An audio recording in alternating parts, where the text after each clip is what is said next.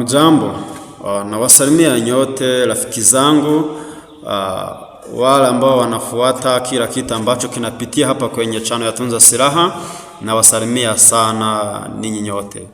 Lakini kwanza ningependa niwakaribishe wale walimu ambao wanafundisha lugha ya Kiswahili katika shule za sekondari, wale ambao ni wanafunzi, wale ambao wanasoma Kiswahili katika shule za sekondari, wale ambao wanasoma Kiswahili katika shule za upili na walimu wao kwa ujumla na wakaribisha. Lakini sijasahau wale ambao wanasoma Kiswahili pia katika vyuo vikuu na wale ambao wanafundisha Kiswahili katika vyuo vikuu pia, nanyi na wakaribisha sana.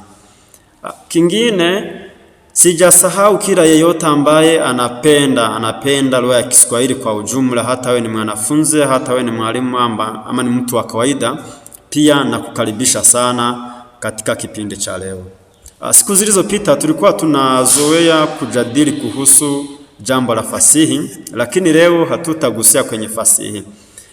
Leo tutagusia kwenye kitu ambacho ni sarufi katika lugha ya Kiswahili. Hii sarufi ambayo tunataka kujadiliana kuhusu, ningependa nihimize hasa wale wanafunzi na walimu katika shule za sekondari, wale ambao wanashughulikia lugha ya Kiswahili. Tuwe pamoja, usiende mbali kabisa, kwa kuwa jambo hili litakusaidia. Katika kipindi cha leo tutatumia Microsoft Word ili kuandika. Tutaitumia kama ubao wetu ambao utatusaidia kuonyesha kila kitu tutakapokuwa tunaandika. Kwa hivyo ningependa tuone ni Kiswahili kama kawaida. Ni Kiswahili sanifu. Ni Kiswahili sanifu, sio kile cha mazungumzo tu, ni Kiswahili sanifu. Kwa hivyo katika Kiswahili leo nimesema kwamba tutagusia kwenye sarufi. Sarufi ya Kiswahili. Sarufi ya Kiswahili. Kwenye sarufi ya Kiswahili leo tutagusia kwenye kitu ambacho kinaitwa ni vitenzi. Vitenzi. Hili somo la vitenzi mara nyingi huwa linawachanganya watu, hasa wanafunzi, kwa kuwa usipokuwa makini utakuja na vichanganya hivi vitenzi. Tutaona maana ya vitenzi. Baada ya kuona maana ya vitenzi, tutaona aina zake na maana na jinsi zinavyotumika, pia na mifano tofauti. Kwa hivyo ningependa nianze na maana ya vitenzi. Tunaposema vitenzi ni katika wingi, katika umoja tutasema ni kitenzi. Kitenzi. Unaweza kujiuliza kitenzi ni nini? Kitenzi ni neno ambalo linaonyesha tendo katika sentensi. Kitenzi ni neno ambalo linaonyesha kitendo ama matendo katika sentensi. Unaposoma sentensi kuna neno ambalo linaonyesha mtu anafanya kazi gani. Hilo neno ambalo linaonyesha kazi ambayo mtu anaifanya katika sentensi ndilo tunasema ni kitenzi. Kwa hivyo naweza kusema kwamba maana ya kitenzi imesikika kwa kila yeyote. Kitenzi ni neno ambalo linaonyesha tendo. Tunaweza kusema tendo ama kitendo, kuna shida, ama kitendo ama kazi. Kazi ni neno ambalo linaonyesha tendo au kitendo au kazi katika sentensi. Unaweza kujiuliza mtu huyu anafanya nini? Neno ambalo litakuonyesha kitu ambacho mtu huyu anafanya ndilo tutasema ni kitenzi. Kwa hivyo kuna aina za vitenzi. Aina za vitenzi. Aina za vitenzi. Kiukweli kuna aina nyingi za vitenzi, lakini leo tutaona aina kuu. Tutaona aina kuu za vitenzi. Kuna aina nyingi sana za vitenzi kutokana na kigezo ambacho unataka kujiegemeza, lakini sisi kwa jumla tutaona aina kuu za vitenzi. Tutaona aina ngapi? Ni aina tatu. Aina tatu kuu za vitenzi. Aina tatu kuu za vitenzi. Kwa hivyo aina ya kwanza tutasema ni vitenzi halisi. Vitenzi halisi. Pili tutasema ni vitenzi vikuu na vitenzi visaidizi. Tatu tutasema ni vitenzi vishirikishi. Kwa hivyo hizi ndizo aina kuu tatu za vitenzi. Aina kuu tatu za vitenzi, kuna vitenzi halisi ndio aina ya kwanza, kuna vitenzi vikuu na vitenzi visaidizi ndio aina ya pili, na aina ya tatu itakuwa ni vitenzi vishirikishi. Kwanza tuone kimoja baada ya kingine. Tuone aina ya kwanza ambayo ni vitenzi halisi. Vitenzi halisi kama fasiri yake hivi ni vitenzi ambavyo vinajitosheleza kimaana. Vitenzi halisi ni vitenzi ambavyo vinajitosheleza kimaana. Ni vitenzi ambavyo vinaweza kuondoka peke yake katika sentensi na sentensi kawa na maana kamili. Hivi vitenzi havitegemei vitenzi vingine, vinaenda vikiwa peke yake katika sentensi. Kiukweli tunaposema vitenzi halisi, kitu halisi hasa kwenye huu muktadha wa aina za vitenzi ni kitenzi ambacho katika sentensi kinaweza kuenda peke yake katika sentensi na kikaonyesha kazi kamili, kikaonyesha mtu anafanya nini bila kupitia mahali pengine, bila kupitia mbali. Hicho kitenzi kitakachoonyesha kazi inayofanyika katika sentensi tunasema ni kitenzi halisi. Tukichukua mifano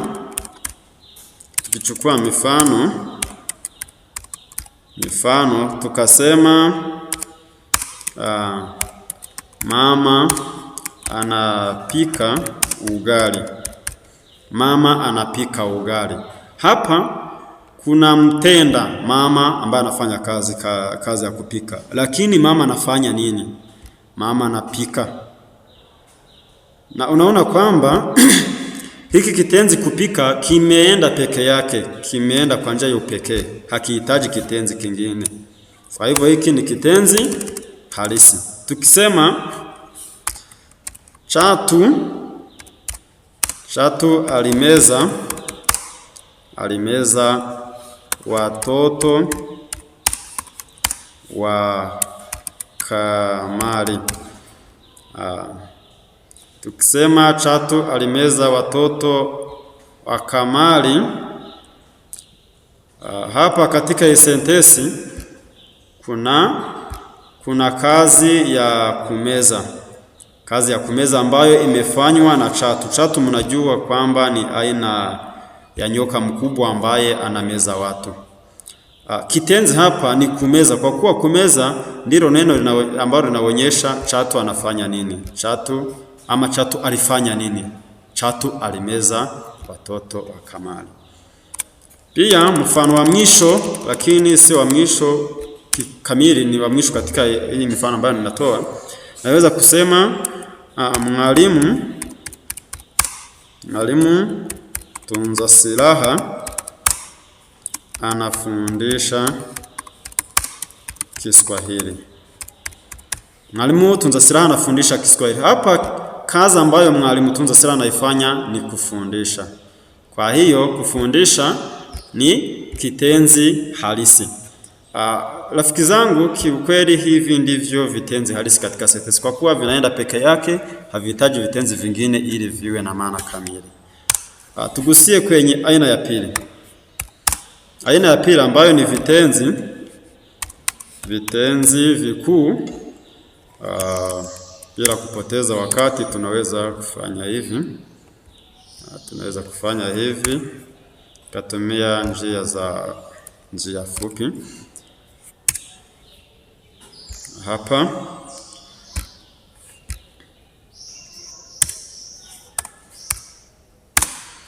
Vitenzi vikuu na vitenzi visaidizi. Hapa tunaposema vitenzi vikuu na vitenzi visaidizi, kiukweli tunapotaka kusema maana yake, hivi ni vitenzi ambavyo vinaenda pamoja. Hivi ni vitenzi ambavyo vinaenda pamoja. Hatuwezi kukosa kitenzi kisaidizi ili tuwe na kitenzi kikuu. Pia kitenzi kikuu kikikosekana, kitenzi kisaidizi hakitakuwepo. Ili kuwa na vitenzi vikuu na vitenzi visaidizi, ni lazima kuwe na mfululizo ama mfuatano wa vitenzi kuanzia kwenye viwili, vitatu na kadhalika. Yaani nasema kwamba ili uwe na kitenzi kisaidizi ni lazima uwe na kitenzi kikuu. Ili uwe na kitenzi kikuu ni lazima uwe na kitenzi kisaidizi. Usipokuwa na kitenzi kisaidizi, utakuwa na kitenzi halisi. Hakitakuwa kitenzi kikuu. Kitakuwa ni kitenzi halisi ama aina nyingine ya kitenzi. Kwa hivyo hapa unasikia kwamba kuna aina mbili za vitenzi. Katika hii aina kutakuwa na vitenzi vikuu na vitenzi visaidizi. Kwanza tuanzie kwenye vitenzi vikuu. Vitenzi vikuu hivi ni vitenzi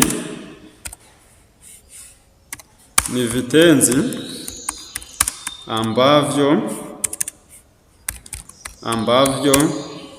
vinaonyesha kazi katika sentensi. Ni kimoja kati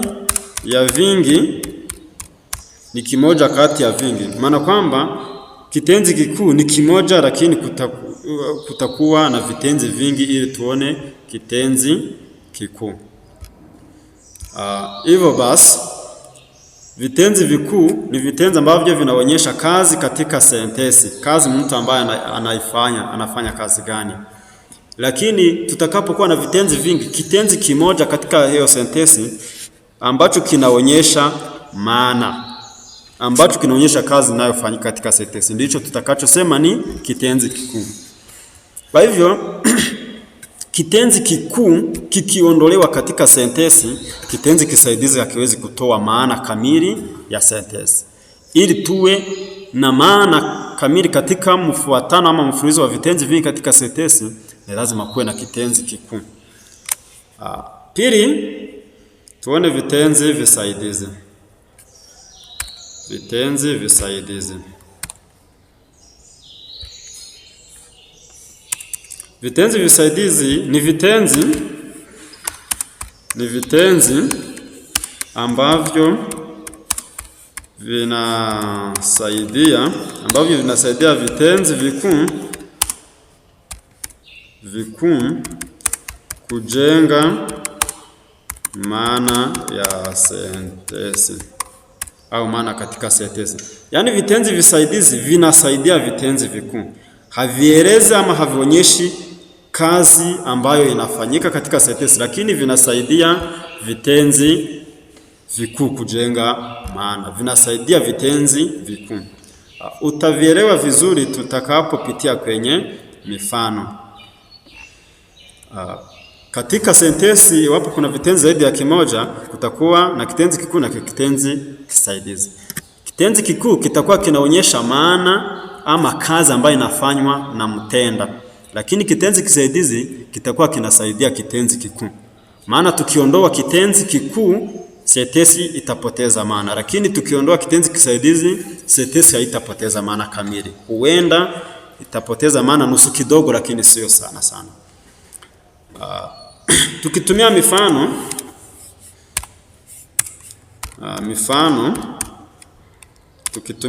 tukasema Marita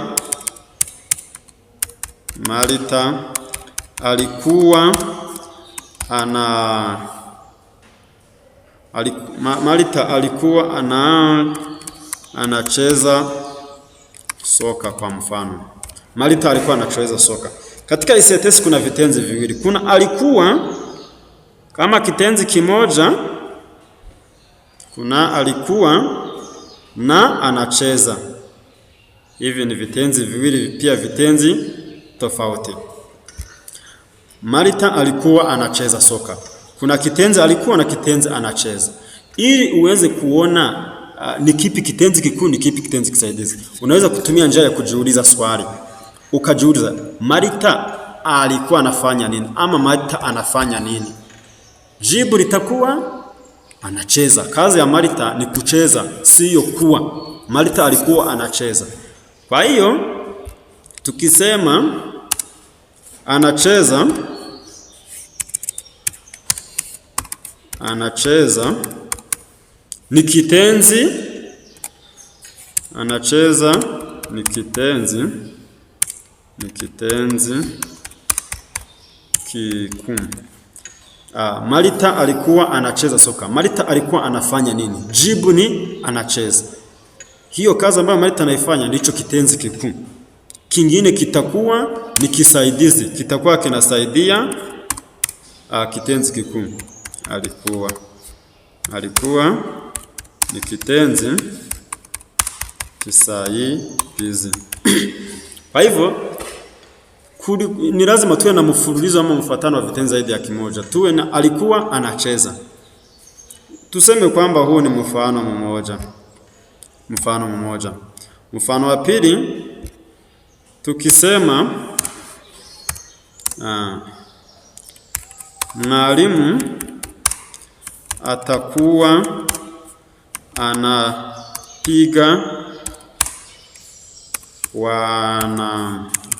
wanafunzi wenye makosa. Mwalimu atakuwa anapiga wanafunzi wenye makosa. Hapa kuna vitenzi viwili. Kuna hiki kitenzi ambacho ni atakuwa na hiki kitenzi ambacho ni anapiga. Atakuwa anapiga.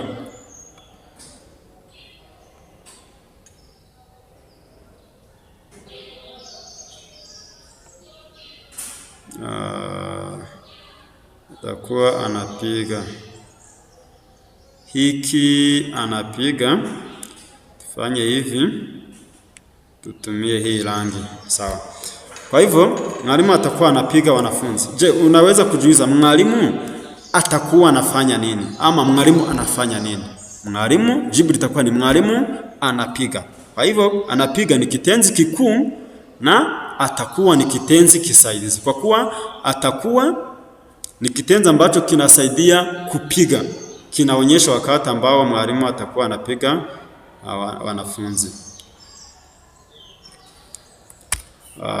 Kiukweli tukivionyesha kama hivi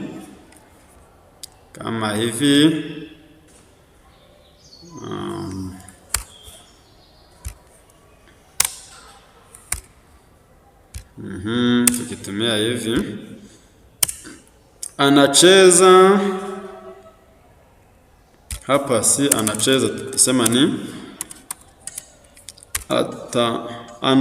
anapiga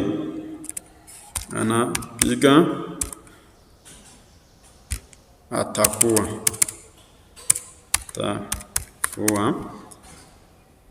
Kwa hiyo katika hii sentensi atakuwa ni kitenzi, anapiga ni kitenzi kikuu na atakuwa ni kitenzi kisaidizi.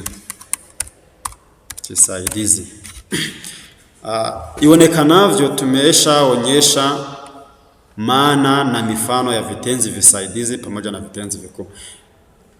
Kiufupi, ili uwe na kitenzi kikuu lazima uwe na kitenzi kisaidizi. Bila kuwa na kitenzi kisaidizi, hicho kitakuwa ni kitenzi halisi. Katika sentensi utakapoona kitenzi kimoja, hicho kitakuwa ni kitenzi halisi ama aina nyingine ya kitenzi. Lakini tutakapokuwa na vitenzi viwili, kimoja kitakuwa ni kisaidizi, kingine kiwe ni kikuu. Kwa kuwa kisaidizi kitakuwa kinasaidia kitenzi kikuu kujenga maana ya sentensi. Muniruhusu nigusie kwenye aina ya tatu. Aina ya tatu ambayo ni vitenzi vishirikishi. vishirikishi. Vitenzi vishirikishi kimaana, tuanzie kwenye maana. Ni vitenzi hivi ni vitenzi ambavyo huunganisha kiima na sifa ama tabia ama hali ya mtu. Tuseme ya mtu, tuseme ya kiima. Tuseme hivi. Vitenzi vishirikishi ni vitenzi ambavyo huunganisha kiima na sifa ama tabia ama hali ya kiima. Kwamba tunaposema hali ya kiima ama tabia ya kiima ama sifa, kiima tuseme kwa mfano ni mtu ambaye anafanya kazi katika sentensi. Huyo mtu atakuwa na sifa gani? Huyo mtu atakuwa na tabia gani? Ama atakuwa ako katika hali gani? Hicho kitenzi ambacho kitakuonyesha hiyo hali ya mtu ambaye anatenda ama yule ambaye tunasema ni kama subject katika Kiingereza, kitenzi kitakachokuonyesha sifa zake ama tabia au hali zake kitakuwa ni kitenzi kishirikishi. Tuchukue mifano pia. Mifano tukisema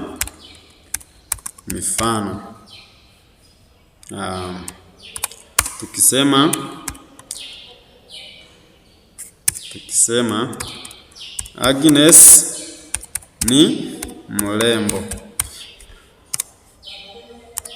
Agnes ni mrembo. Sema pia Kagabo yupo darasani.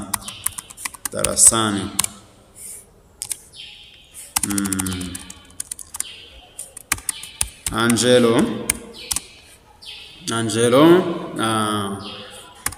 angali mchanga.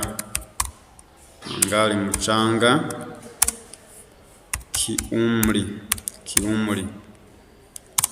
Tukisema pia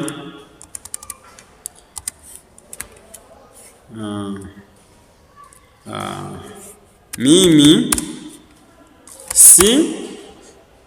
si mwizi, kwa mfano. Tuchukue hii mifano. Katika hizi sentensi tatu kuna vitenzi. Hiki kitenzi ni hiki kitenzi yupo, hiki kitenzi angali, na hiki si. Naweza pia kusema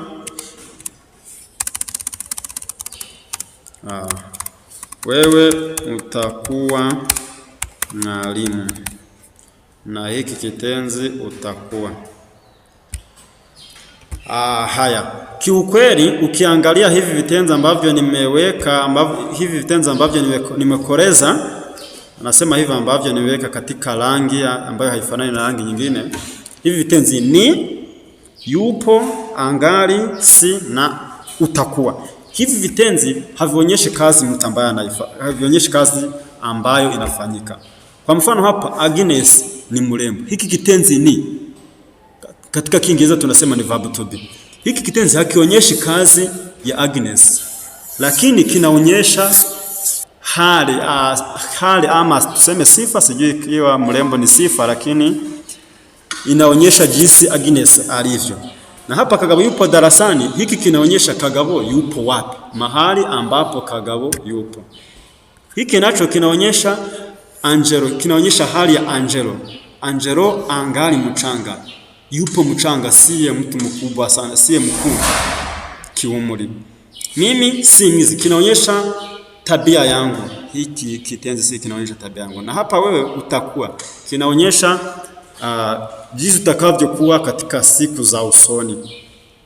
Kwa hivyo hivi vitenzi havionyeshi kazi ambayo inafanyika katika sentensi, wala vinaonyesha sifa, vinaonyesha hali ama tabia ya kiima. Kiima ni haya majina ambayo yanaanza tuyapate kama subject katika Kiingereza, ama haya tuchukue kama subject ni kiima katika Kiswahili. Kwa hivyo vitenzi vishirikishi havionyeshi kazi ambayo inafanyika katika sentensi, lakini vinaonyesha hali, tabia, sifa na ni hali, sifa na tabia za mtu ambaye tunamfananisha na yule ambaye anafanya kazi, lakini sio kufanya kazi. Lakini tusije tukasahau kwamba hivi vitenzi vishirikishi vina aina. Kuna aina mbili za vitenzi vishirikishi. Kuna aina mbili za vitenzi vishirikishi. Aina mbili za vitenzi vishirikishi. Na nimesema kwamba vitenzi vishirikishi vina aina ngapi? Vina aina mbili. Tuone hizo aina. Ya kwanza ni vitenzi vishirikishi. Ya kwanza ni vitenzi vishirikishi vikamilifu. Ya pili ni vitenzi vishirikishi vipungufu. Ni vitenzi vishirikishi vipungufu. Tuone moja baada ya nyingine. Tuanzie kwenye hii ya vitenzi vishirikishi vikamilifu.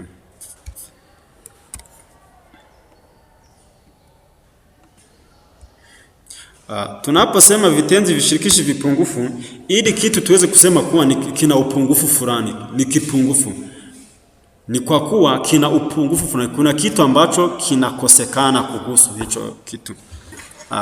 Na hivi vitenzi vishirikishi vipungufu, kuna vitu ambavyo vimepunguka. Samahani, tumegusia kwenye vikamilifu, tuanzie kwenye vipungufu.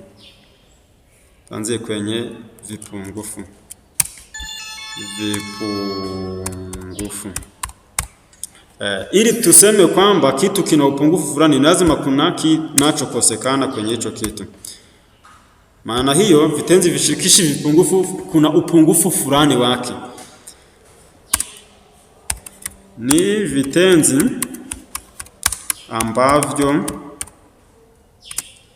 vinakosa viambishi fulani. Vimepungukiwa na viambishi.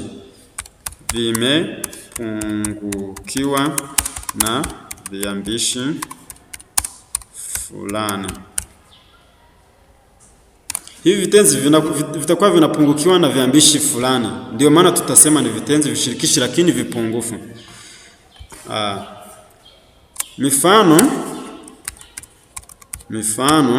tukisema mama ni mrembo. Hapa tumeona kwamba kitenzi ni hiki ni. Lakini hiki kitenzi ni.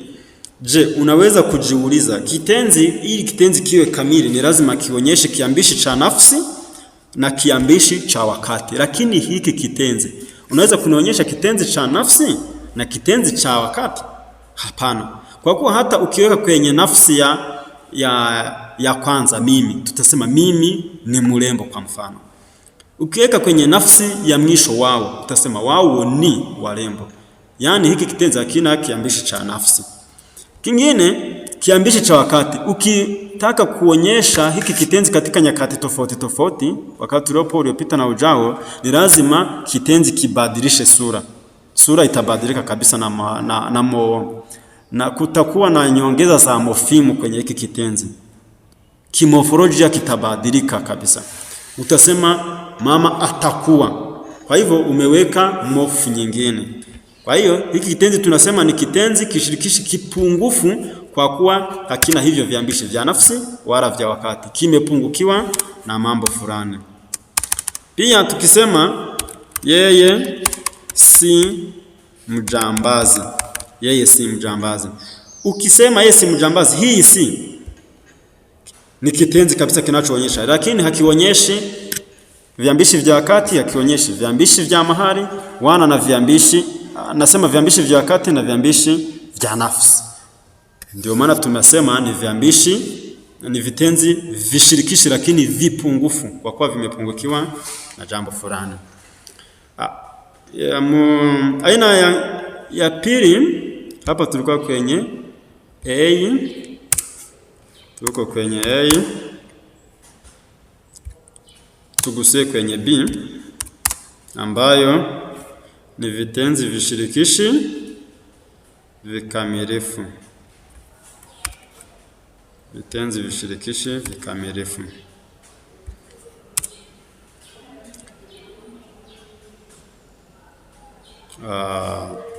Msijali, mboga za teknolojia zinahitaji umakini. Tumeanzia kwenye vipungufu, pungufu na mwisho ni vikamilifu. Pungufu na hapa ni vikamilifu. Vikamilifu. Tumekuja hapa kwenye vitenzi vishirikishi vikamilifu. Hivi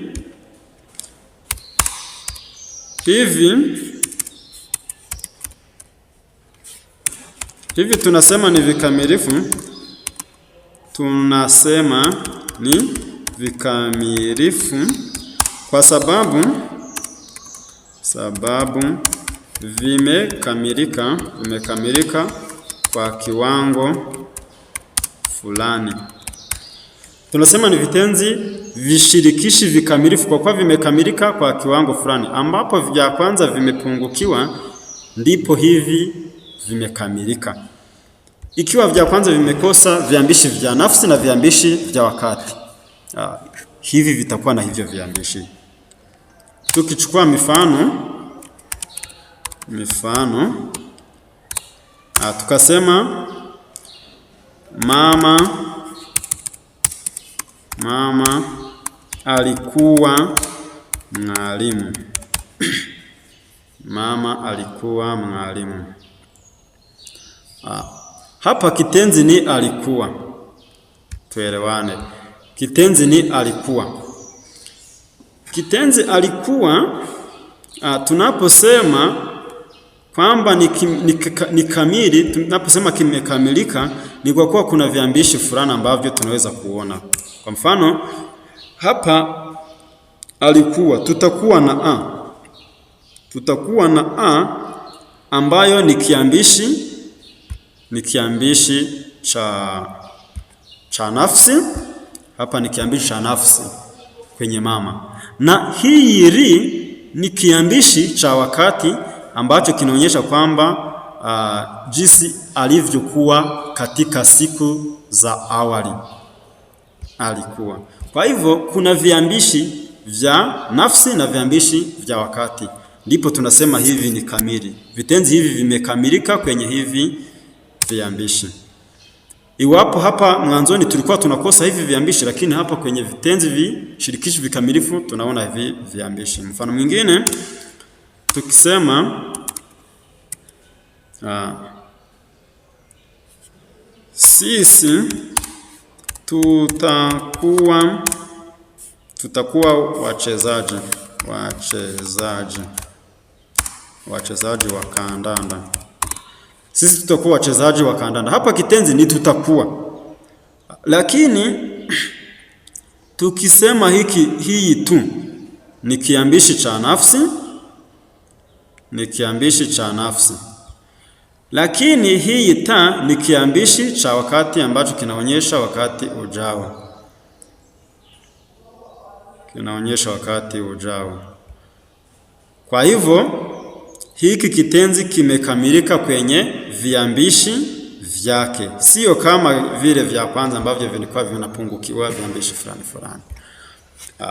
Hii ndio tofauti kati ya vitenzi vishirikishi vikamilifu na vitenzi vishirikishi vipungufu.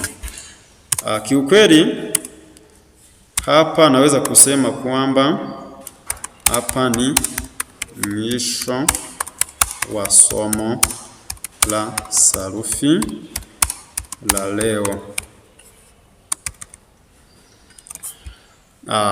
Kwa hiyo wapenzi wasikilizaji wa Tunza Silaha, kama muhtasari wa leo tulikuwa tunaona aina za vitenzi katika sarufi, aina za vitenzi, aina tatu kuu za vitenzi. Tumeona vitenzi halisi, tumeona vitenzi vikuu na vitenzi visaidizi, tumeona vitenzi vishirikishi. Vitenzi vikamilifu tumeona katika vitenzi vishirikishi tumeona aina kuu mbili: vitenzi vishirikishi vikamilifu na vitenzi vishirikishi vipungufu. Maana ya vitenzi halisi tumeona na maana ya vitenzi vikuu na visaidizi tumeona. Kwa hiyo leo tumeona aina kuu za vitenzi na maana zake pia na mifano. Kwa hivyo muniruhusu tuachie hapa, lakini tutaendelea na sarufi yetu kila kutakapokucha. Lakini ukiwa na swali fulani, ukiwa na swali kuhusu somo la leo, unaweza kuniuliza, hakuna shida, unaruhusiwa, unaweza kuniuliza kitu chochote katika sarufi ya Kiswahili, unaweza kuniuliza, hakuna shida. Nipo hapa kwa kukusaidia. Lakini kingine, utakapokuwa na nyongeza, kwa kuwa hakuna mtu ambaye ni mkamilifu katika ujuzi wa sarufi ya lugha yoyote, na wewe ukiwa na nyongeza ama mahali ambapo unaweza kurekebisha, unaruhusiwa kabisa, kwa kuwa sarufi ni pana na lugha ni pana sana. Usije ukasita kuniambia hapa umefanya kosa, usije ukasita kuniambia hapa unapaswa kurekebisha. Mimi naweza kukosea kwa kuwa ni mwanadamu, lakini pia mimi siye mkamilifu katika ujuzi wa lugha. Kwa hivyo unapoona mahali pa kurekebisha, niambie, usiwe na hofu. Ukiwa na nyongeza, ukiwa na swali, unaruhusiwa kabisa. Ikiwa hujagonga subscribe, like, share na comment, upo unaponyokwa na mambo mengi sana, pia mambo muhimu, na kuhimiza kufanya hayo mambo ili kila kazi ambayo inawekwa hapa uwe unaiona 5 kwa 5. Asante sana, asante. Tutazidi na watakia baraka kutoka kwa Mungu na ulinzi wake. Tutaonana siku zijazo.